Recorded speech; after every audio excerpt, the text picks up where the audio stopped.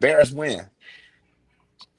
What was it? 47-42, in the most pathetic win I have seen in a long time by the Chicago Bears. Let's talk about it. Welcome to Bears Bears Banter. win, Bears win, Bears win. Woo! Man, I'm taking the man, W. you know what? I think twice this year we have been able to win games that we would normally lose. So I'm not upset because I've seen us blow stuff, and I saw us look like we blew it again today. But the poise was there, and we pulled off the W. Yes, sir. If we're gonna call it poise, then let's go ahead and do that. I'm gonna call that luck, but I'll take it because it's the W. We have already proven as a Chicago Bears team we can lose games like that. We just did last year. It was a kind of the identical game we had against Washington, but today, for whatever reason, we ended up coming out with a W. I'm calling that good. This is the important thing that I got. I got a W today. I'm gonna leave it there. What you got, guy? Got the coming out story for Kyle Monunga and your boy, Mr. Loveland. Two youngsters came in, man. I'm telling you, boy. Swift and Komet gonna probably be sitting on the sideline sweating, man, because I understand the sentiment of, okay, this is your guy. He got you here. And the new guy did good, but once our guy comes back, a lot of guys look at a situation like that. It's like, you know what? They hot, keep them in. And if they stay hot, a couple guys might be on their way out. Well, I'm the only one on this. I'm the only one on this panel that's mad at a Bears victory. And the reason I'm mad is because everybody get an F. Everybody get an F. Well, I might get an offensive D, but everybody get an F. We gave up a opening kickoff. Our special teams has been bad for the last 3-4 weeks. If we'd have played anybody else outside of the Bengals, because like Plank said, the Bengals are built to score and not stop people, we would have lost this game. And the fact that we gave up 42 points on defense, well, we say defense is our backbone, it's not good. I like the win, but I'm not celebrating this win today. Yeah, so you would give great points, Jay. I don't think the defense is the backbone this year. I think they've got a lot of interceptions, but the things that they have did this year is gave up running yards and passing yards. But this is one of those games, you know, I know Jay feel the way he feels. You know, I'm not going to try to change that. I am happy because last week was a team that we should have got a lot of points, should have, could have, would have last week. But what we had 16, right? So, yeah. Hey, this is the NFL. It's hard to win in the NFL. It's nothing easy. Every once in a while, you get that blowout game. Hey, last week, this team, they blew a game last week. But I'm just like they had won, and I'm happy. I'm happy that we pulled it because you know what? We've been on the receiving end of this for like the last 5 years. Yep. Of just, and we would have been on the receiving end again today had it not been for the Bengals. We gave up 15 points in 49 seconds. Yeah. 15 points in 49 seconds. My wife said, hey, I need you to go to the store. We was up 41-27. I'm like, you know what? Okay, I can go to the store. And then I look. And you dropped the eggs and broke them. And I put my keys back on the hook. Like, wait a minute. This don't look good right now. So I'm happy about the win, but I'm not happy about the win. That's all I can say. I ain't mad at you. What's happening now is the Chicago Bears fans, we don't want the Bears to win. We want them to win a certain kind of way. So we want them to win and look good doing it and make minimal mistakes and all of that.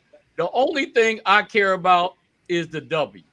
It doesn't matter if you almost gave up 6 touchdowns. If they only scored 5 touchdowns, I'm gonna say as long as we came out with 1 more touchdown than them, that's successful as far as I'm concerned. We can't have ways, guys.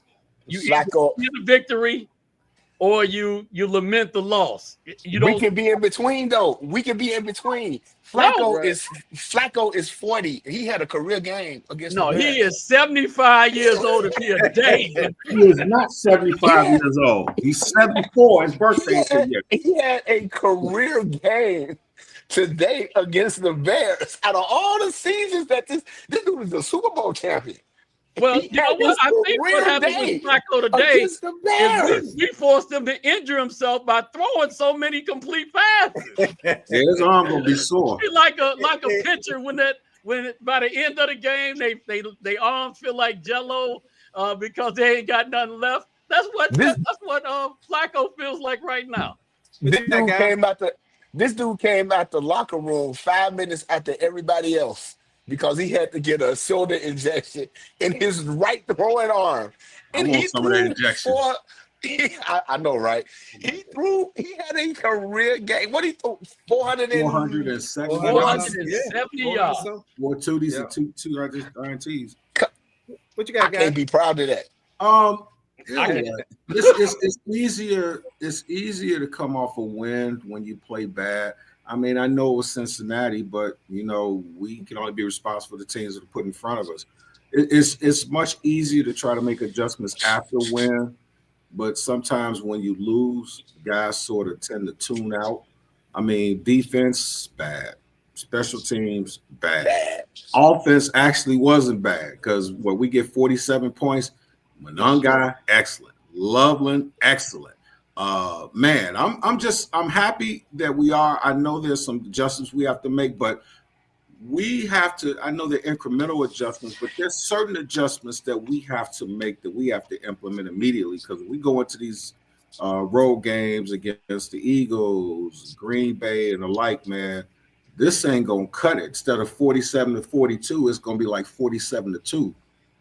You know what? When you look at this game, is the usually you do struggle if you lose in two phases of the game. And I know the Bears, we have this kind of weird undercurrents that happen. We don't want, not all of us, but don't want to give the offense credit. The offense play excellent ball. It might not have been pretty all the time because you don't win this game. When we looked at this schedule earlier in the year, reason I'm glad we had this kind of game, not that I wanted, it showed that the Bears could win a shootout. Because when we looked at this game with Joe Burrow at the beginning of the year, this was a game that most of us marked on. We penciled in as a loss. Absolutely. As an L. Why? Because we didn't believe the Bears defense would be able to stop Joe, and we didn't know if we could get a win in the shootout. What we showed today is we could win in the shootout. You're not going to have two, other than Mahomes, you're not going to have quarterback play this perfect almost. I mean, this is a career day for him, but this was almost perfect for him. But guess what? We still won. We only had 46 yards rushing. Would have done much different than what Flacco did today. Joe Burrow, at his best, was not going to outplay what Flacco gave us today. Yep, correct. He gave us man. I was going to say, y'all pushing all the chips in to make me change my mind. I'm not. I'm not going to change my mind. All right, well, I'm going to help you. Look. Well, it's going to make you even angrier, man. I mean, think about it. You got T. Higgins and Jamar Chase. They both had 100-plus yards. I don't care whose defense they're going up against. If you get them isolated one-on-one against a defensive back, you're helpless. 42 points? I would have wished, but at least let's look on the bright side. Jamar Chase's 10-catch streak is over. And Burrow's interception. Back in grocery last week, and they ended up coming on the team and playing. What you expect? Yeah, but then who was it? He had a great point, because I think one of the things we are not identifying as well is Tyreek Stevenson just came off an injury, missing at least last week for sure. He missed one game. Okay, he missed one game. He missed one game. You got a corner, a nickel. CJ, you just signed by Wednesday? Yeah, we know what's his name, Tayshaun or whatever his name. We know he's getting toast every game, but still with all that, I had to give Coastal Loveland kudos. He came through on that clutch catch. I mean, we've seen guys. Matter of fact, I go back a few years ago. Matter of fact, it was against the Saints. we get a pass that lands right into I think it's Juwan Williams or whatever his name was, so touchdown. And he drops it. He drops a wide open touchdown that landed like that. You know what? What I did see today was in that last drive, even when they scored, the Bears didn't look like they was panicking. They looked like, okay, we know what we got to do. And look, as a matter of fact, to anybody talking about Caleb today, I'm gonna give you the middle finger because you're not supposed to do that. You're supposed to be one of these. Take a day off of your Caleb hate today. He was clutch when he came. He put that ball right on the money. I don't care about any throwaways or any accuracy issues. He did what he had to do, and he came through at the clutch.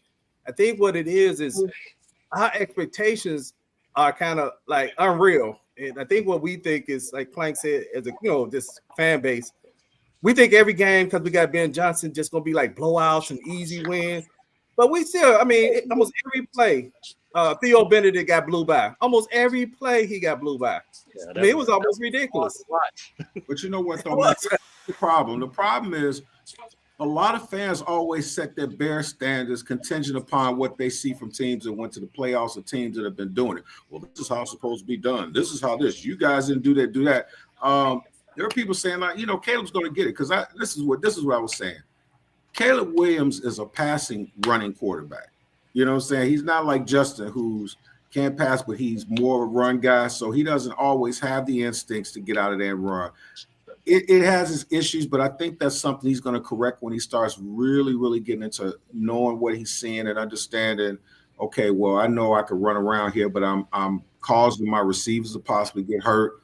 I'm causing attrition. I need to run a little more. But there are a lot of people that had things to say about him about that. But, he ends up, 20 or 30 for 280 yards, 3 TDs, no interception, 114 passer rate. And more importantly, the best part about it was on that last drive, I never thought when he stood back there that anything in front of him was too overwhelming. It was like he was one of the calmest guys in the room. And for a second-year guy to come out there and do something like that, man, that's remarkable. So leave my man Caleb alone for a minute, man. Let him go on, paint his nails and do his things. He can paint his nails all he wants to. If the paint is on the football in the end zone when the guy catches it, it's all good. Yeah, you know what, guy? Didn't he have 4 touchdowns today? Mm-hmm. He caught a touchdown pass. Touchdown pass. Yeah.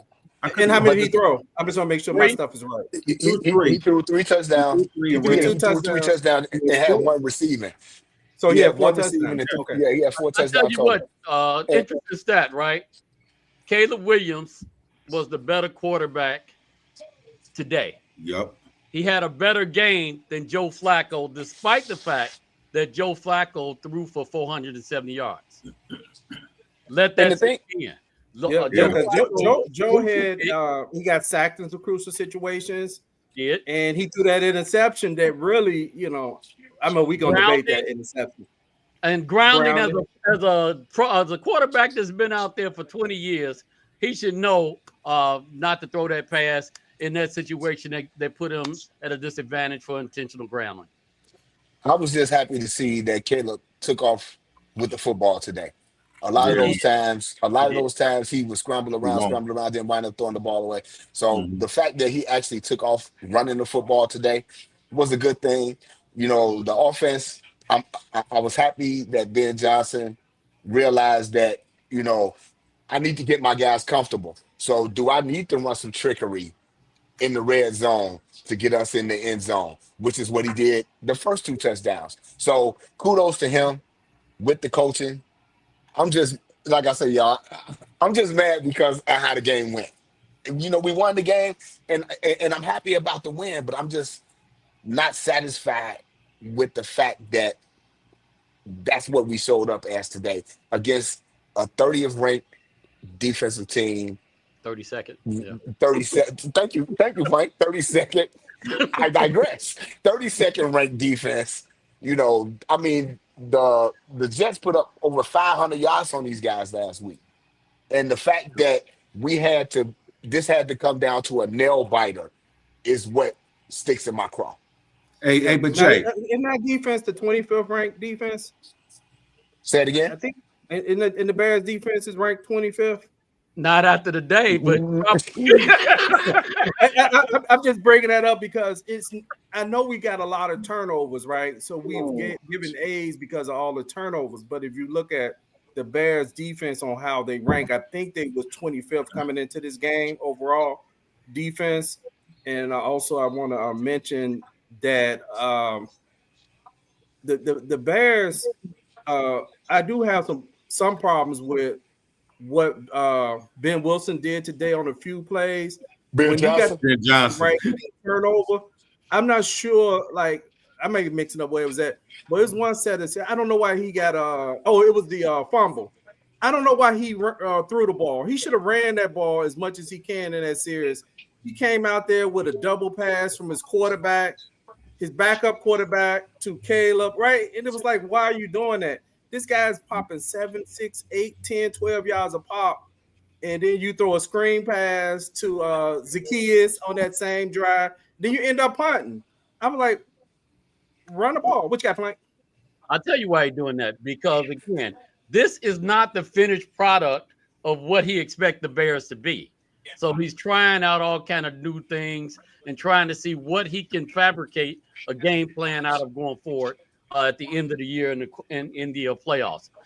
So when you're looking at the Bears now, we want him to play every game to win and look good and all of that stuff. That is secondary relative to Ben Johnson. He has his eye. He's got his mind on how he wants the team to play, how he wants the team to look. And he's using each of these games almost as practice games to be able to establish different things. Who else comes out and throws passes by 3 different offensive players on the first series?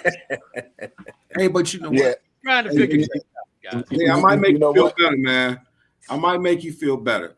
You wouldn't spend $1 on your scratch off for that Audi truck.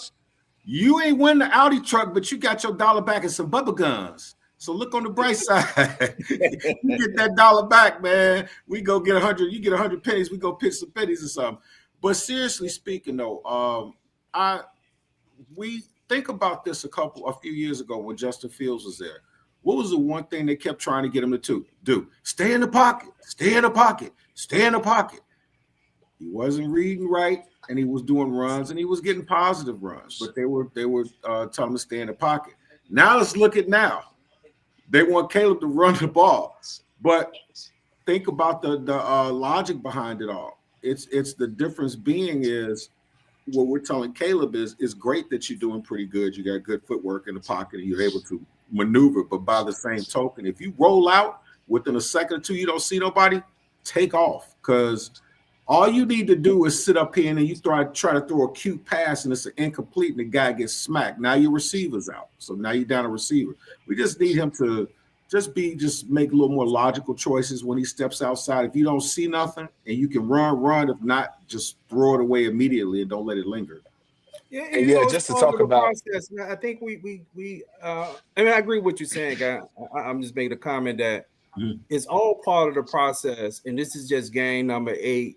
And you're not talking about a quarterback who's a natural runner. There's a lot of guys that have that kind of athletic skills that do not want to be known as runners. They do because they knew the moment they got in college, they would have been milked for those particular skills. So or turn to a receiver. He has to just settle in at times, which he did today. So I'm not going to talk about what he didn't do because I'm talking about what he did today. He rushed for 53 yards today. He threw for 3 touchdowns and he caught a touchdown. Look, as bad as the mistakes you made on the other one, if you say, like I said, my middle finger to anybody saying something negative about Caleb today, your quarterback is responsible for 4 touchdowns today. There's really nothing to say other than, hey, man, we get your completion accuracy up to 63 next game. That's all you can say. I just want to piggyback on him having a run for 53 yards. As I watched, and I will watch again, our wide receivers weren't getting open today. And to me, I feel like that's a problem playing against that team that they played against today. Because Caleb, it wasn't that he was under pressure, because he would drop back and survey the field, but he had nowhere to throw the football. And Rome and DJ, they just didn't get open today. Zacchaeus was the only person that was actually getting open today. And with all these weapons on your team, and love, man, I give him that. Cole Kmet caught a pass that I was like, oh my God, I can't believe he caught that, because it was a pass that was behind him. And he wound up making the pass, going out of concussion protocol. But our wide receivers didn't get open today.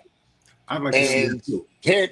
Hence him running for the yards that he ran for. And I'm glad that he did, because last week and week before that, he would have ran around for 12 seconds in the pocket and threw the ball away. But today he gained positive yardage when there was no one open. I'd like to remember almost all the receivers was listed on some did not practice one day. All of them was questionable. Yep. I think every receiver on the team was a possibility that they might not was going to play today. So that whatever the problems were, they toughed it out today. DJ Moore, shouts out to him, man. He came through clutch. What you got, Plank? I'm sorry, jumped in. You was about to talk. I'm trying to put this in perspective, okay? We just watched a football game where both teams got over 1,000 yards during the game. Total offense. 1,000 yards of offense. Our defense caused 3 turnovers. There were kickoff returns. There was all kind of things, missed field goals on both sides, and we came out with a W. That is all we need to worry about. Last year, when we lost a game similar to this, we came out with 10 consecutive losses at the end of the year. So from a team building perspective, this is something that we can piggyback on and we can go forward. We get the Giants next week. I think we're in a really good spot. And if we think about it at the beginning of the year, I don't think very many of us thought we would be 5-3 at this point. Nope. Plank is total. I'm gonna take Plank is the total. Plank is the total optimist. I love it. Plank. I love it. Hey, optimism. So some kind of way, Plank go find the optimism yes, sir. in a victory. And I agree with you. I totally agree with you. But at the same time, I still have my reservations about how this game went. And it's cool. Like I say, I'm happy with the win. I'm happy for the win. But, had this been any other team, Colston Loveland don't break that tackle to run 58 yards with 30 seconds left in the game. A lot of teams ain't going to let that happen. So I'm happy with the win. But at the same time, we just got to do better. Question for you. We just got to get better. You know what? I don't want to last night. I'm sorry, Plank. I'm sorry. Hold on. Go ahead, Plank. Last night, if I would have told you that the Bears are going to get a W tomorrow, would you have been happy? Absolutely, because I picked the Bears to win this week. So it don't matter what the win looks like. They got your W, man. All right, well, you know what?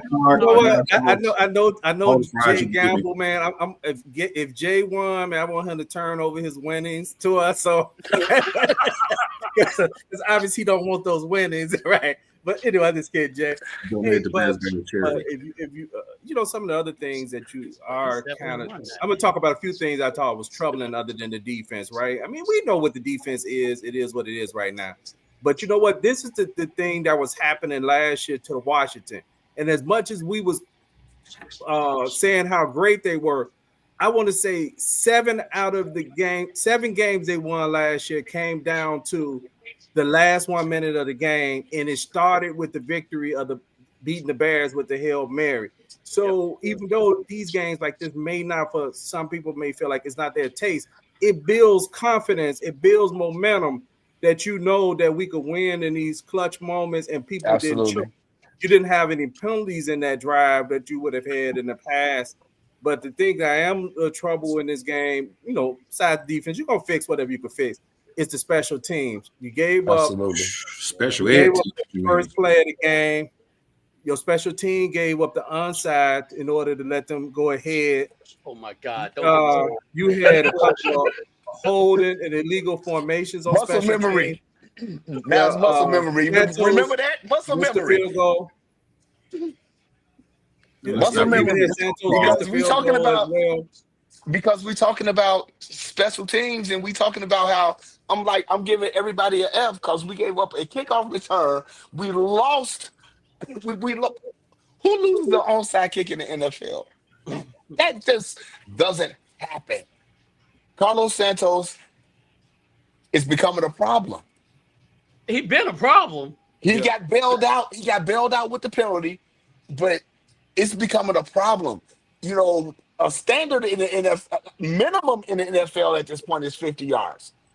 I just watched somebody, I don't know who it was I'm watching, but this dude just cooked this.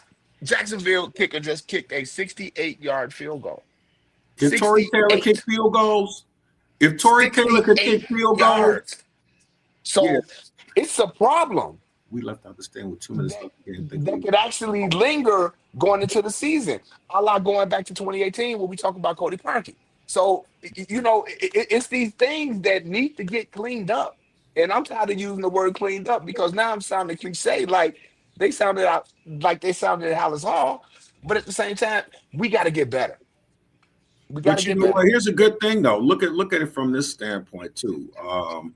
If we lose this game, it amplifies all the problems.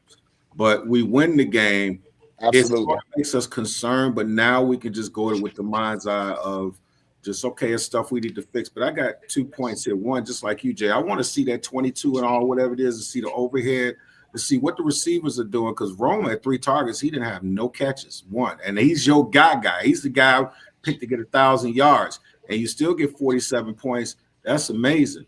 Against this defense. Yeah, and the second thing I want to do on the other side of the ball, man, that boy Austin Booker, man, I don't know what's up with that dude, man. Yeah. Orlando Brown Jr. got past him. I was like, oh, it's just certain guys. Like I said, this is just one game. He's back, but I like the fact that we got a fresh body out there, and he's able, even, you know, he's got the pressure. But even though he wasn't able to get to the quarterback other times, he's causing problems, which could be a good thing, which frees us up to do another stuff. And if we could get a pass rush, it would actually help us mask some of the inefficiencies that we had in the secondary. But you know, the inefficiencies in the secondary comes from we got guys hurt, which is why we need guys to step up, which is why Montez Sweat, last couple of weeks, okay, you starting to earn your paycheck. You're starting to earn your paycheck a little bit. So those are the things, you know, those are the things that need to happen. While we got guys on the injury report, it's other guys that need to step up. TJ Edwards is one of them. 5 tackles, only 1 solo. It's like last year, TJ Edwards with the tackle, TJ Edwards with the tackle, TJ Edwards with the block. It's like I wouldn't have known he was even out there until I looked up here at some of the stats.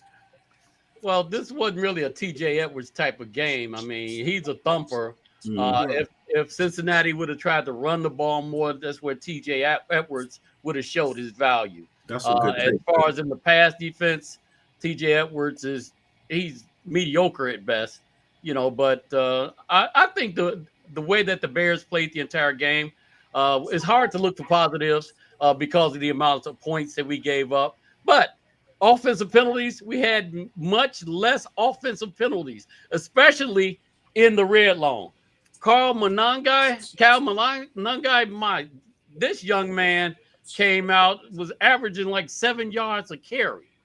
And his longest he broke a run for 41 yards. That is wonderful. And hats off to Ryan Poles, because what happened last year, he traded away Khalil Herbert for a 7th round draft choice, and that 7th round draft choice ended up becoming Cal Monangai, who ran for almost 200 yards today. Hey, I got a question. The thing about Monangai is he falls forward. He falls forward every play. Yep. You're not going to get him. You're not going to bend him backwards. Nope. He's going to fall forward every play. So whether he might have got 2, he's going to fall forward and get 3. And that's the good thing. That was a good showing by the rookie today. And I have a lot of confidence in him. Shout out to Britton Brown off the practice squad. Broke a couple of tackles and got his first NFL touchdown. So, you know, he ran good. It just all needs to come to, as sloppy as it looks. Yeah. It just all needs to, I would just love to see the Bears finally play a complete game. I don't know what that would look like. Hey, guy, you made a comment about T.J. Edwards and tackles. When you look at the time of possession in this game, I think the Bears had the ball about 35 minutes, and they had on the about field a lot. Yeah. Most of their plays the were explosive plays. It wasn't like they was getting nickel and dime plays. So really, your linebacker, other than when what's the guy's name? Number 49. I'm going brain dead. He got the interception. Tremaine Evans get the interception. Other than that, a lot of your plays were explosive plays. So they really didn't. I don't know what the stats were. They didn't particularly run the ball well on the Bears. No, they didn't. They made, they ran decent, but they didn't commit to it. But it was explosive plays.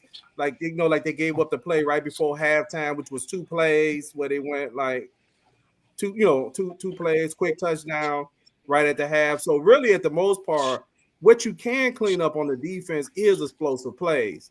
What's hard to clean up is when the team is just running it down your throat or they're nickeling and diming you, because you're not going to face Chase. I mean, let's point out all of them. You're not facing Jamar Chase and Higgins every weekend. There's probably nobody else left on your schedule that got guys like that. I mean, that's the truth. I felt like I was watching the college NCAA game where there's like 8 lead changes. I'm like, oh my God. You know what? 2 things. Lead changes. In a football game. Did y'all see that one play where when one guy ran and he got cracked real good? It was almost like the defender was like, "Oh, sir, I'm sorry, you okay?" Because they didn't really want to make him mad, because when he hit him and he saw that Monunga just went back and got back up, it was like in his mind, it was like, let me apologize to him right now because I don't want to make him mad. He did that. The second that young man played a good game. My guy, B. Mason was saying, "What's up, gang? We left out the stadium with 2 minutes left in the game, thinking we won it." Shake my head. Big win, though. My question is this, bro. When you got in that car and drove and saw that, did you feel like you had to stop and like open the door and just pull your soul out the street, man? Because it's like a Jayism. Because Jay go to the store like, I'm about to go home and get my scratch-off ticket. I'm going to get my eggs and everything. And you come back and the wife mad because you dropped the eggs and you didn't win the Audi on the scratch-off. People, as a football perspective, I never worry about what could have happened. There, like in the Marvel universe, there's any number of alternate universes. You worry about what did happen and you take it forward from there. So, they could have gave up 6 more touchdowns. There were guys running down the field open that were missed or whatever. The Bears missed opportunities. You go based on what did happen and make your assessment from there. That's my best advice about how to watch these games. Otherwise, it'll drive you crazy. Sure, we did education last really, time. If we go on what should have happened, the Bears should have had a touchdown, that interception, right? Right, and that game would have been out of reach at that point, right? Because I know I was celebrating when they called it back, So, I mean, you can look at it. That's one thing about football. Football is a game of inches, right? One more inch, DJ Moore touchdown is a safety into the other team, right? It's inches in football, and it's the team that's able to capitalize on those inches in that moment if it's close. And for as many mistakes that the Bears made on special teams, they got the Bengals to force them into mistakes. These weren't the mistakes that they had got in other games where quarterback just threw it right to them, like the Raiders quarterback. They actually forced him into that side. I mean, into that the interception, right? They forced him into that intentional ground. And so he started feeling some of the pressure, even though he still was making plays. Hey, but he's a 40-year-old guy that's been around the league and a Super Bowl winner. He's the best receiving core he ever had in his life. I mean, these 2 guys, man, he didn't have that. I mean, he had some good receivers in the Ravens, but he didn't have these. He didn't have these guys, right? He had these 2 guys. No. I got a question though. And I could be right on this, but I'm just thinking about the logistics of it. Just say Evans, they throw the red flag out there. And for some reason or another, with the way the referees have not been for us, just say we lose it. Don't we lose a timeout? If we lost the challenge, do we lose a timeout at that particular time? I'm not sure. Yes. Anytime you lose a challenge, you lose a timeout. That's right there. Just saying that's great coaching, because me personally, I was in my feelings. I'm like, man, throw the red flag, because dude was touching him right before the ball came and he let him go. And as he caught the ball and got down and ran, nobody touched this dude. But just say, for instance, everybody in this planet saw that and he throws the challenge flag. and they say the play stands. Now we lose a timeout. We don't get that drive. Now, which play is that, guy? The one where Evans gets the interception and runs in for the touchdown. They call it back and say he was down. Remember? Well, you know what? We don't have to challenge that, right? Because turnovers are automatically reviewed. Right. Jay, we lost you, so make sure you get back in. Hey, what's up, Jordan? Yeah, hey, Jordan, we'll talk tomorrow. Higgins had a phenomenal game he did, man. That was a hell of a catch that he made on the sideline. I mean, I understand what the defender was doing. It looked like the ball was about to go over his head, so the defender was playing the spot where he thought the ball was going to go. But Higgins made a great adjustment on that ball, and he didn't go out of bounds, which I thought it was the ball was going to carry him out of bounds. I was like, man, that dude was beasting today. They play. DBs are supposed to look back for the ball. If you don't look back, you don't have any idea where that ball is. So T. Higgins definitely earned his money today. He looked better than Jamar Chase today, which is rare. So I'm gonna take the victory, and I ain't gonna worry about it one way or the other from here. But that's what we do on the show, which is interesting. We could be homers and we could dog him out. Oh man, so what? That bum, he did this, that, and the other. We keep it a buck, man. Higgins was killing us. And it was one of them things that was so helpless to where I actually felt sorry for the secondary because that dude's so good. It's really not a whole lot you could do if you isolate on the island with him one-on-one. You know what I'm saying? This is the conversation I had for the last 2 years. The way that Cincinnati is built is to outscore you.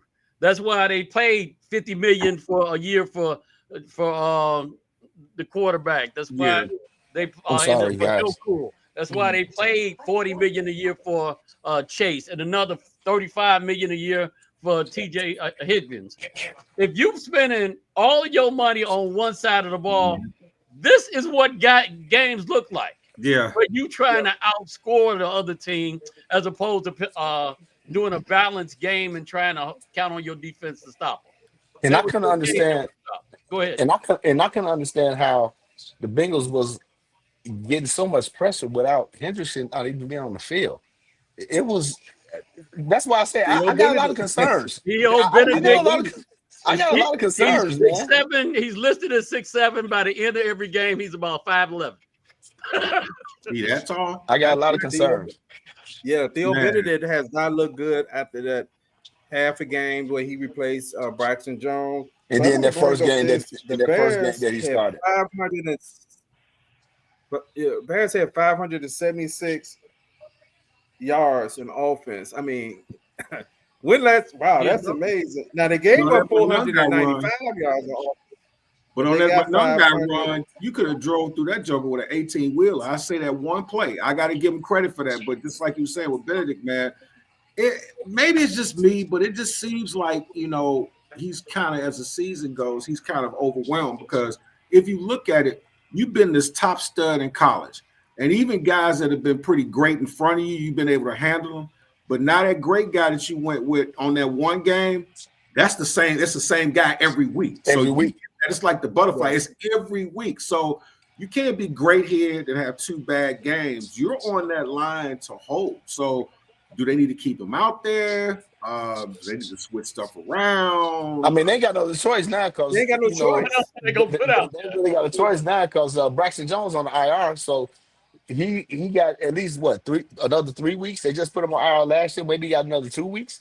But 2 weeks. But my offensive concerns right now is the pass protection and our wide receivers getting open because today there was no separation in the passing game. And Keith, you had said just keep running the ball. Yeah, y'all, I understand that, but at the same time, the run is supposed to open up the pass. And even when they tried to pass the ball, Caleb went back, surveyed the field, and there was nobody open. Yeah. But this is going to be the pro. I know I kept saying it needs to run. One of the reasons I wanted the Bears to run a little more, I mean, they did a good job running, but because at some point your best defense would have been you possessing the ball long, right? Because sometimes when you just ain't got it that day, hey, the Bears defense had carried them in some games with these turnovers. Today just wasn't their day. But guess what? The offense, that's why it's a team, right? So as much as we might have said something negative about the offense in some of those same games where they did end up winning, the thing is when you get down to the end of the game, did you win or did you not win? It's not going to always be pretty, but I do like the fact that they didn't have as many penalties on the offense. I don't recall it. I know they had it on special teams, but I don't remember as many. And they didn't self-destruct in the red zone with those penalties, which was also good. But like I said, I got to keep giving praise to Loveland because he balled today. And he did something today that I had criticized him for. He didn't do it today. I'm sorry. I have been criticizing him for every time he caught the ball, he would immediately cover up with two hands, even if nobody was there. Today, I noticed he caught balls and he turned it up the field and he covered up before he got tackled. Like, dude, don't worry about that. Get up the field first. But I'll tell you why we look so bad on offense today. Roma Dunze got shut out. Yeah.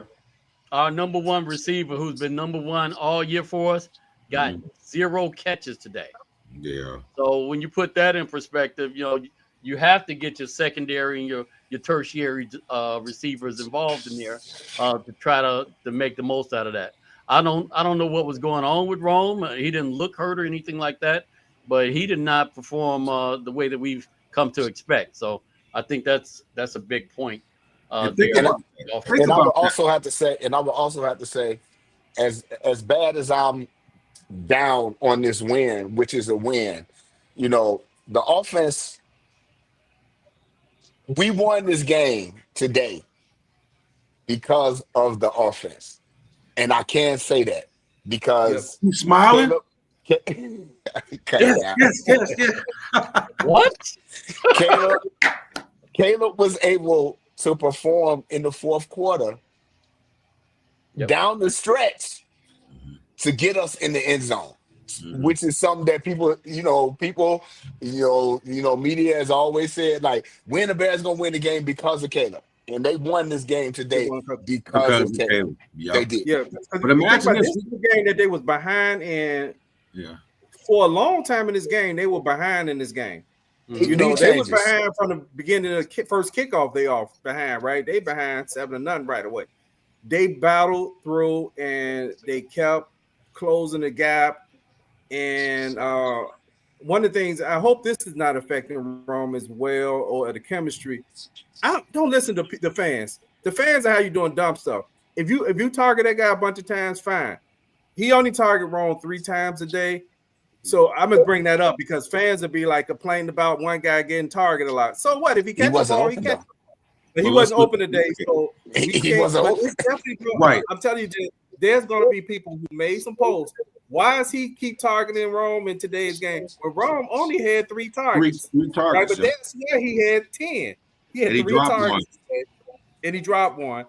If we look at the targets, who led the targets today was Loveland, who had 7 targets, 6 catches, 118 yards, and 2 TDs. His long was 58. He averaged 19.7 yards a catch. DJ Moore was targeted 6 times, came down with 4 of them, 72 yards. 72 yards. Averaged 18 yards. He did get a touchdown, didn't he? Mm-hmm. Yeah, he got a touchdown. Yeah, they don't list it under here. I think they accidentally on here listed under Zacchaeus, but that was 8 targets and 6 receptions. Was Zacchaeus had a touchdown too? Yeah, he did. Yeah, he did. I don't know how they don't have. Yeah, because Moore had one. He had the controversial touchdown. It was a run play. Oh, right. It was a run. It was a pass because he threw the ball forward. It looked like he did that. Yeah. That was a pass. Imagine that's the kids was the pass. Rome right. The kids was the pass. Rome came. DJ came behind him.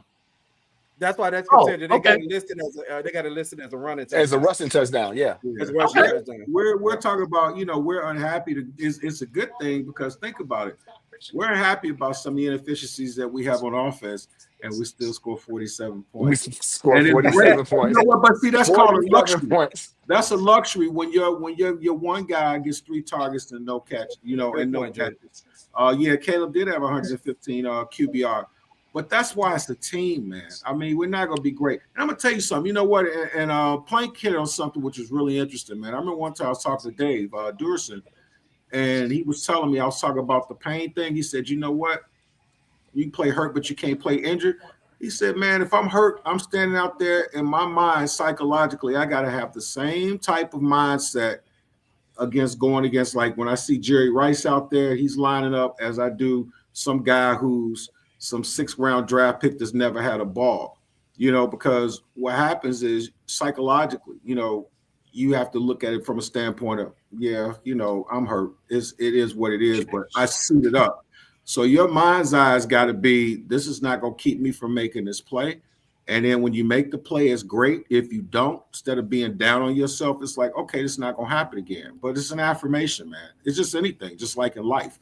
You're going to have some ups and downs. You take that downside with us. The downside, we're talking about some of the inefficiencies and some of the bad plays and some of the things that we've done. But look at the upside. It's a W, man. We can wake up tomorrow morning, and regardless of how we talk about how they played, we won, and we got 47 points in the process. And not only that, we won today, and everybody else outside the Vikings in the NFC lost. That's a big thing. That's big. That's big. So we need to stay on the course. And this game, and we got next week, and then we got a slew of division games that's coming up after this. Yes, so this was a big win for us. It was a big win for us. I didn't like it because it wasn't pretty, but this is a big. And I'm not negating that this win was a big win for us today. Yeah, the Vikings beating the Lions. The Vikings beating the Lions was big. You said what? Hey, let this sink in. I said, let this sink in. Mm-hmm. Detroit 5-3, Bears 5-3, Green Bay 5-2-1 and one. Tie. Whoa. Yep. So this is only a matter of somebody lose, somebody win. It's right? a big win. And It's a big win. Yeah, if everybody lose next week and the Bears win, they in first place. They're in first place, right? Because they'll be at 6 and everybody have losses. So all this count. How many of us, man, that had that feeling when we saw the 4-2 that we hoping it wasn't a repeat of last year, right? When they had the losing streak. I didn't really believe that they was on going there because I think this team is tougher. So I picked the Bears to win this game because I didn't think this team was soft like the last year team and the previous year's team, because all the previous year's teams since 2021 found a way to always lose in the fourth quarter.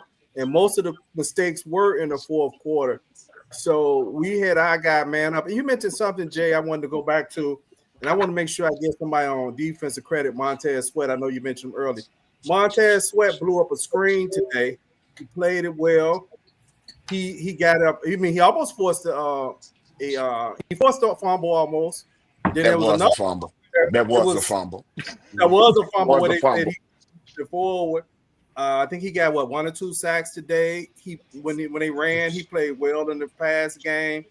I always been beat Montez Sweat. I know it's hard to talk about him having a great game when you give up 42 points, but Montez Sweat actually did show up today, and he did create the pressure. If there's any pressure come today, it was either him or Booker today. And matter of fact, what's the other guy? I lose his name. He's been out for a while.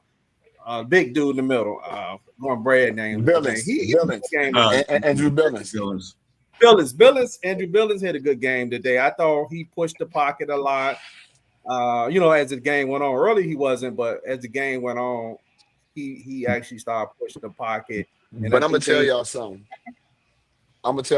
When this team learns how to win, a lot of the calls that we don't get, we're gonna get.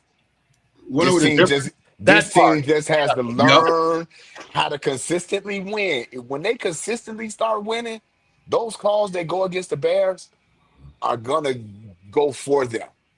Yeah, but you gotta be consistent in your winning. And people can say, Patrick Mahomes get these calls and this and that. And I know it's a lot of questionable calls in the NFL. Like, even Tremaine Edmonds a heck of a. First of all, that was a heck of an interception. It sure was. You got a big man, 6'5", diving and picking off a pass, getting up and running the length of the football field, and they gonna say that you was down because this dude's finger. Good teams get those calls. And here's like those great teams, like Kansas City would have got that call, would have been a touchdown. But the difference between the teams that we've had before and this one, and if you guys been watching Bears Banter, you'll know what this is. It just seems like, we played the whole game.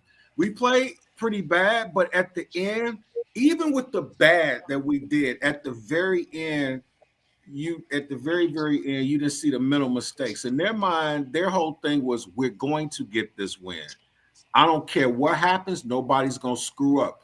We're not pressured. They're just another football team. We're going to get out here and do our job and get that W. When you had that mind's eye, you'd be shocked, because when Buster Screen, when we played Green Bay and doggone Aaron Rodgers threw that 946-yard bomb, and I see that receiver wide open, and I look at Buster Screen, it's nothing you can say. It's like one of the things you're like, oh my God. But at least at the end of the game, we're just like any other fan. We're on pins and needles. But when the outcome comes and you see guys just step up, it's like, we screwed up the whole game, but this is one play we're gonna make. I'm very encouraged. Yeah, I'm gonna say that play that he just mentioned with Edmonds. I'm going to say the opposite of it. The Bengals got lucky that they was even in that position, because that play should have been a touchdown, and the Bears would have been up by 3 scores in this game. And so I know we may feel like because we came down that last play that we got lucky. No, the Bengals got lucky, to be honest. The Bengals should have been up by 3 touchdowns, and they should have been able to brawl Tyson Bazin in that game with 3 minutes left, let him give a couple of handoffs, and they took the victory kneel. But because that play ended up being called back, as far as being a tackle, they had to run some more plays, and the luck went on the Bengals side for a moment to be able to get that, because they got lucky. To me, they got lucky because the Bears should have won by. That should have been 40. It should have been a blowout. Yeah, that should have been a blowout. That should have been 49-27 at that point. We did cut down on the penalties today, so I was happy. I was happy about that. So that's an area of growth that that we did see today. But at the same time, like I said, we still got some areas that need to be shored up, because our special teams, especially on kickoff return, and it's not the fact that they gave up the touchdown, but anytime we kick the ball off, they getting the ball. Our opponents are getting the ball over the 30, in 35-yard line. So now they're working with a short field, which is putting your defense in a position where they need to play defense. I'm gonna tell you what, though, that is the root cause is going to the same problem. That the root cause of that kickoffs, bad special teams, is Cairo Santos. But Keith, you know what? But line drive. But Blank, yeah. You know what I'm gonna say about that? Right now in the NFL, kickers are trying to kick the ball in the landing zone and not in the end zone. Case in point, the last time Cairo kicked off, it was like 8 yards in the end zone. So the play is designed on kickoffs is to kick the ball in the landing zone. I don't know how good that is, but Cairo can kick it in the end zone because he did show that. Agreed, but the problem I'm not defending Cairo. He's kicking it straight, which means the ball has less time to travel, which means as soon as the returner open path to try to get yards. Yeah, and that's why you're giving up so many yards. At the same time, Cairo Santos is not accurate on many of his kicks. He ended up missing 2 kicks today while we're taking score. And at the same time, he's older and his leg is not as strong as it even was earlier. And he's always not had a strong leg. So if we're looking at it, I think Jake Moody is starting to look much, much better. He's a guy from the Midwest. He got out there and he ended up kicking 7 out of 8 field goals. Yeah, and didn't have the same problems on kickoffs. So this is what you do to see on kickoffs. Santos go. It's too much of this. It's throwing stuff against the wall, see if it stick. Me personally, get Tory Taylor. Tory Taylor will kick a ball over Willis Tower and it drops on the 4-yard line and stop. That's all you want. I mean, look, if a guy can pick up a ball, if a guy can catch a ball and return the ball from the 4 to the 35-yard line, yeah, it is on the special teams. But then also, if you got guys trying to concentrate on the landing zone, they're kicking it 4 to 8 yards in the end zone, or it's going short. You know, because like you guys were saying, I'm getting tired of, he was tackled on 35. He was tackled on 38. Now, a first down almost puts you right in your own territory. Right in the field goal. Right. Yeah. Right. Like Plank's saying, it's the line drives, because if you think about the formation of the current kickoff rules, the guys are like 10 yards from each other or something. Mm-hmm. If you kick line drive kickoffs, they really can't locate the ball.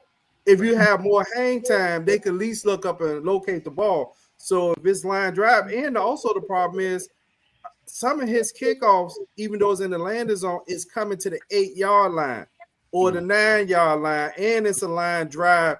It's a difference if you got hang time and the guy's catching it on the 2 or the 3, somewhere between the 5 and the 1-yard line, but he got hang time, you can locate it. He's kicking a line drive that lands on the 8-yard line, 9-yard. These guys got a full head of steam. The defense is trying to locate where the ball is at. By the time they get it, they average it almost 35 yards to 40. I mean, it's getting so bad. You almost like, man, just kick it in the end zone. Let them start at the 40. I wouldn't be pissed about it. Right? I would just negate. I was totally negate the line drives, because you know what? Think about it.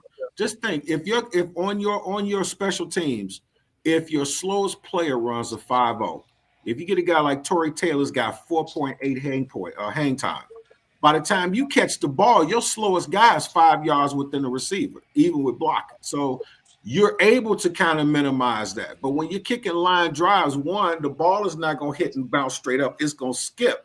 But if he catches it on a line drive, now you got guys 15 yards or so in front, and you got the blocking set up, and that's what's been our problem the whole time, man. Special teams is a special ed team.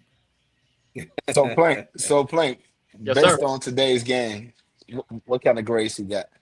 Ooh, I've been waiting for this. Oh, yes. My grade for the offense, I'm giving the offense an A. Anytime you run for almost 300 yards in an NFL game, you have no turnovers, then you pass for almost 300 yards. I can't think of anything more than anything other than an A. So that's what I'm giving offense. Do you want me to go ahead around the rest of them? Yeah, go ahead around the horn. Defense gets an F. Okay. Despite the fact that they got 2 interceptions and a fumble recovery, you have to be able to count on your defense to stop or slow the other team down at some point. The fact that they ended up to the point that you made, Jay, that they got 2 touchdowns in 59 seconds. No. 49 2 touchdowns. It was like 15 points in 49 seconds. 49 seconds. That is very little defense, no defense. Also, special teams gets an F. That is the worst special teams coaching I think I have ever seen. For you to get the hands team, all you have to do is recover the ball and you can run out the clock and you get a victory. First of all, for you not to let all of your players know the ball has to go 10 yards.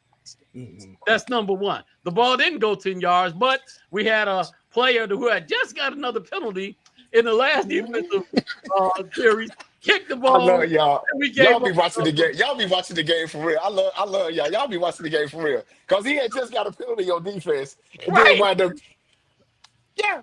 So he needs to be out there bagging groceries, asking, do you want a paper or plastic? That's where we're at. So that's my grades. What y'all got? I'll go real quick. You know what? Out of 5-6 years of Bears Banter, when I give somebody an F, where I don't give them a grade, I do like this. This is special teams. Because let's put it this way. It's not the fact that he scored on the first kickoff. I was closer to him than the guys trying to get him. This dude's uniform didn't have a wrinkle on it.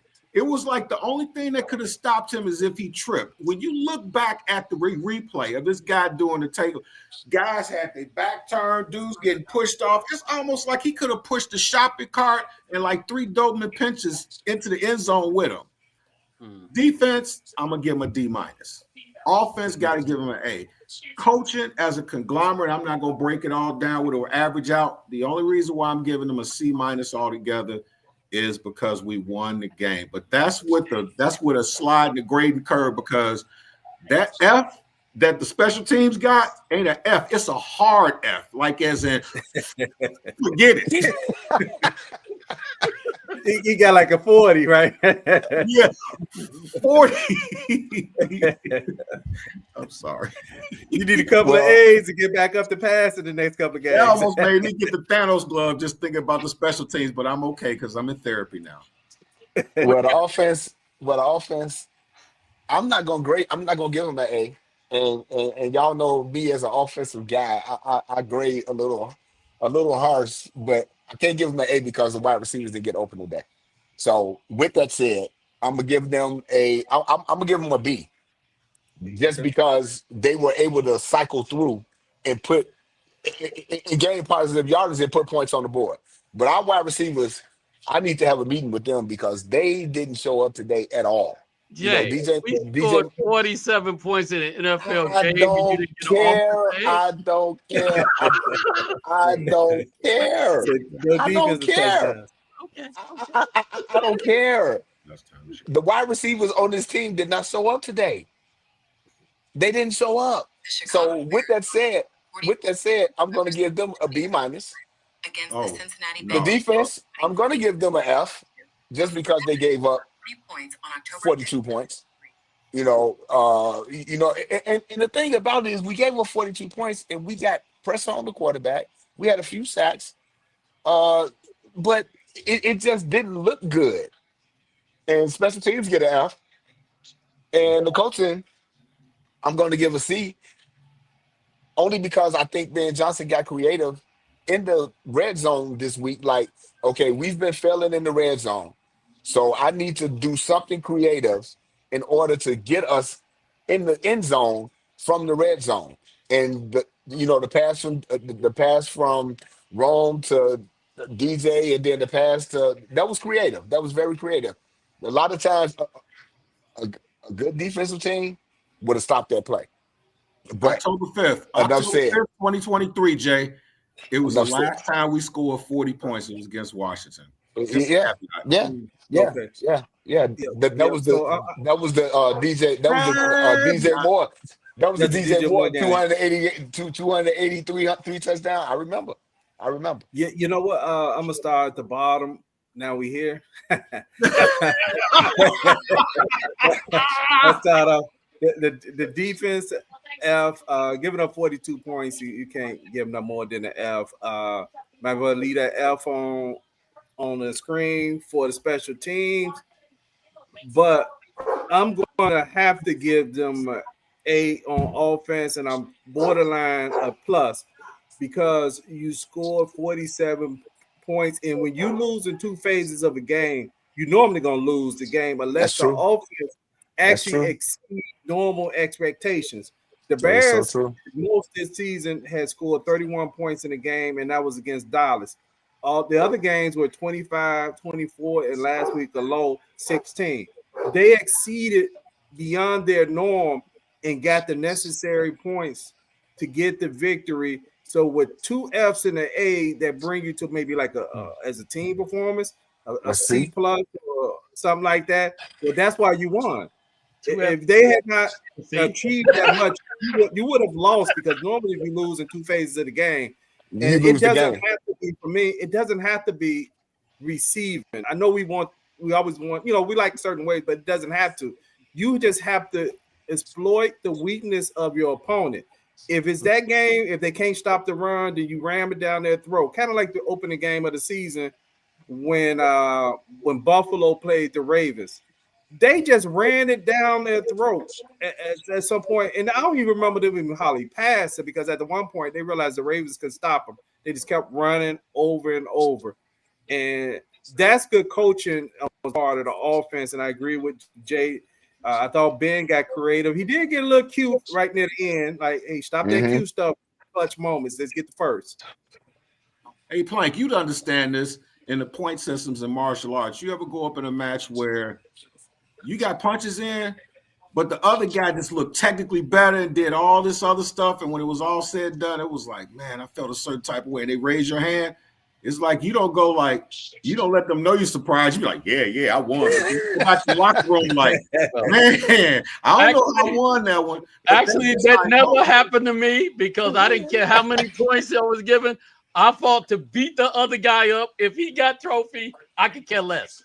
But if he looked better and he looked like he did better, no, I'm just saying, if you did everything you needed to do, but he looked better, it just seemed like he was technically better through the scheme of it in your mind, you're trying to get through it. And it's like at the end, it's like, but then they raise your hand. You don't raise your hand like for real. You like, yeah, I won. But then you go back in the locker room, you sit down like, man, you trying to think. Did I actually win? But it's just the guy looked better. But you tapped him when you connected more times. So nope, that never happened to me. My goal was to beat him up. If they gave him the trophy for me beating him up, I was happy with that. I've had a couple where I thought I lost. Make sure if you're out there watching on Facebook, what we on today? Today we're on Twitch TV, Facebook, and YouTube. Make sure you hit the subscribe button. I actually just got a couple of alerts of some new subscribers today. Man, thank you. And share this post game with your friends because this is the show we want you to tune into after the game is over. And we want you to tune into this show pre-game every Friday about 7:30. I mean, this is the show to be at. And share with your friends. Like I said, I just got a couple of alerts of some new subscribers even today. So, hey, thank you for tuning in. Hey, y'all got anything else? I know we got a game coming up this week against the Giants. So, yeah, thank you, Jay, man. Hey, I appreciate that, man. They lost today. I don't care if they 2-7, man. They're the next team in front of us, man. We got to go out there and smash them, man.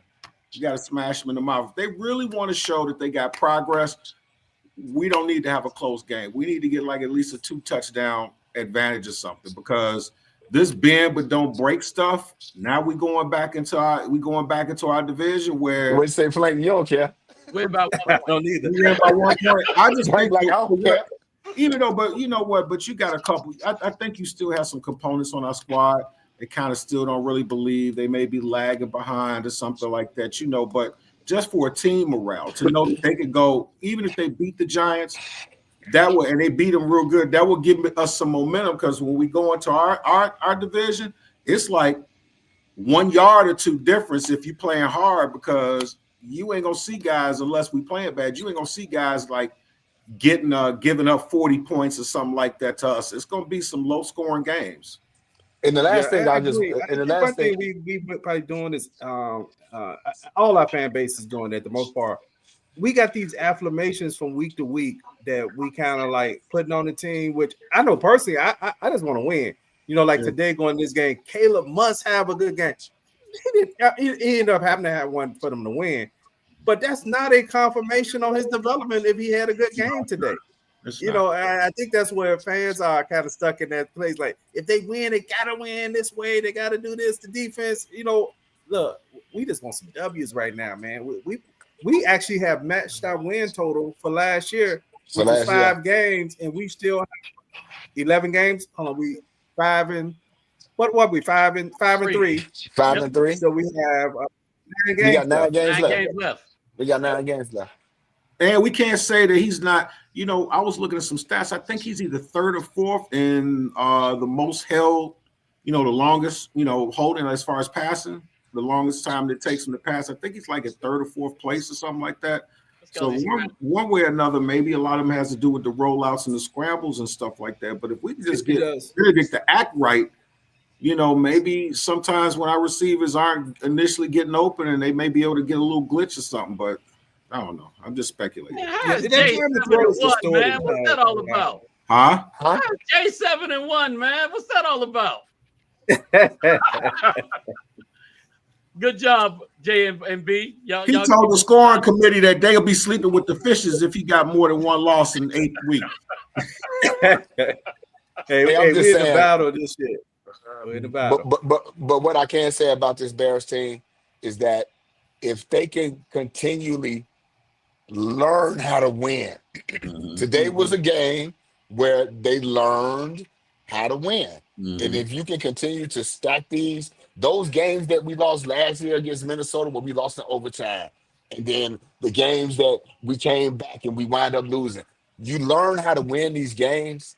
It's gonna be a roller coaster for you to stack some wins, and that's all I'm looking for. Like I say, I'm not proud. I'm glad the Bears won today. I hated the performance. But I'm glad they won. But with this win, they learned how to win a game. And if you can continue to do that, you got good things. You got good things to come. And I just saw something. They stopped the losing streak. Yeah. So, there you go. I saw they develop a losing streak. What you got, guy? They just showed the short on YouTube with Joe Flacco going back to the locker room. And I just saw the way he walking, and it's like, man, I give y'all 470 yards, and I do out of y'all. And we still lost. Y'all, it's just the look, the whole body language. I see Jamar Chase sitting on the sidelines, like, what I need to do. That's I ain't worried almost like about them, though. It is what it is, but right. we on this end, and even if we played bad and whatever, and we got a W. That's almost like Myles Garrett last week. Myles Garrett, like, I gave y'all 5 sacks and we still lost. We still lost. We gave you $500 million. We gave you 400. We gave you 200. Right. So you should have knew what you was up for. They'd be like, they're coming up soon too, right? We got them. Yeah, we got them. I believe the end of November, early December. But they come to Soldier Field. Okay. They come to Soldier Field though. So yeah. So we got some interesting games coming up. Yep. Yeah, and you know, I guess my closing remarks I would like to say is before we close out, I don't want it to get lost on us, Bears fans or everyone who's watching this. The Bears won today because of their quarterback. Don't get that twisted. The Bears won because I was trying to say this as clear as possible. The Bears won because of their quarterback. The quarterback was responsible for a 58-yard touchdown at the end of the game. He threw for 3 touchdowns and he caught a touchdown. A laser. Exactly. A laser. Look, you can't ask for your quarterback, and he rushed for 50-some yards as well when your running back is having a career day. And I think this was Loveland's. Was this his first touchdown this year? I can't remember. He actually got 2 today. His first 2 touchdowns of his NFL career came today. Yeah, he identified him on that play and put it right on the money in the clutch moment of the game. And for people who say, "Oh, he can't read the field," he read the field on that play and threw a dime. I know the ones who hate the Caleb haters are sick. One of the guys in this group I'm in, I know he's sick, man. He probably sick, man. He probably won't even post for a couple of days. He's so sick. I put some in perspective real quick for Jay that'll help you out. I remember this guy who's a legendary running back, who's a guy I think is the greatest running back of all time, Walter Payton. I think he had a game against the Vikings and he rushed for 275 yards. Yes, you know what the final score was? 10-7. Yep. They lost, right? Yep. No, they won. No, they won. They won the game. Okay. Yeah, they won the game. Think about it. And I was a kid and I remember watching the game and all I could think about was, man, Walter Payton is like the greatest. I didn't care that Avellini, whoever it was back there, just sucked. I just knew we won. And he had 275 yards after the game, and then they progressively got worse, and he still did his thing. But the point is, our guy Caleb had his little ups and downs, whatever. But when you look at his numbers, you look at his quarterback rating, that's one thing. But then when you look on the field to see a second-year guy come down there and drive us down the field like he did and didn't break, that says a lot. Yeah, it does. It does. Yeah, it does. Tyson Bagent got in too. Yeah. Yeah, he got 118 quarterback rating. You got a completion, right? Yeah. Yeah, they appeased all the Tyson Bagent people today. But don't think we hate on Tyson. We like Tyson Bagent. All we're trying to say is because they like, see, he can't complete a pass. Yeah, but to the quarterback. We like Tyson Bagent. Don't get me wrong, but why would you put him in right now with what we got? Yeah. I'm not even gonna start that argument. Right, we ain't gonna even start that. And that's great, man. Our quarterback is on the road to 4,000 yards every game, and he kind of made up for the drought for the last 2 games. I passed for no touchdowns. I get 3 today. So we get ready next week. We play the Giants, and man, I just still want to keep giving a shout out and prayer to Cam Scatterboo. I'm on that injury. Yeah, man, that was horrible. It's an ugly injury, but you know what? Yeah. When it comes to playing us, I don't really. I mean, hey, I'm sorry, but we don't have no sympathy for y'all, right? Because think about it. Think about it. In May, when this schedule came out,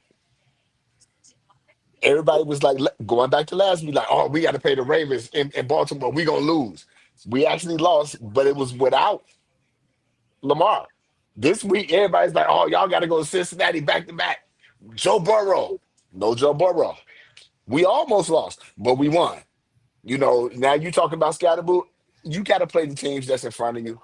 And that's it. And that's why when the schedule come out in May, we can make all these predictions, but you just never know how the schedule is going to max out. So yeah, it is what it is. But shout out to Cam because he was doing this thing. Scatterboo was doing his thing. But I'm glad we ain't got to play him next week. Yeah, he's a hard runner. He's on the pace. Caleb's on the pace to get like 4,071 yards. If he does that, he'd be the first Bears quarterback with 4,000. 4,000 yards. Yeah, Eric Kramer. I think Eric Kramer had like 3,800. Yeah, so, we've never had a 4,000 yard passing quarterback. And this is in the history of our franchise. So if this kid gets 4,000 yards this year, and we talk about 105 years. You talk about 105 years of this franchise without having a 4,000 yard quarterback. Yeah, because I think the average adds up because I think to get 4,000 yards in 17 games, it's somewhere around 225 a game. And I think he's averaging around 228 a game, like somewhere in that area. So 239 now. 239? About 239. Today's game. Okay. But that's positive. Well, until next time, peace. Peace.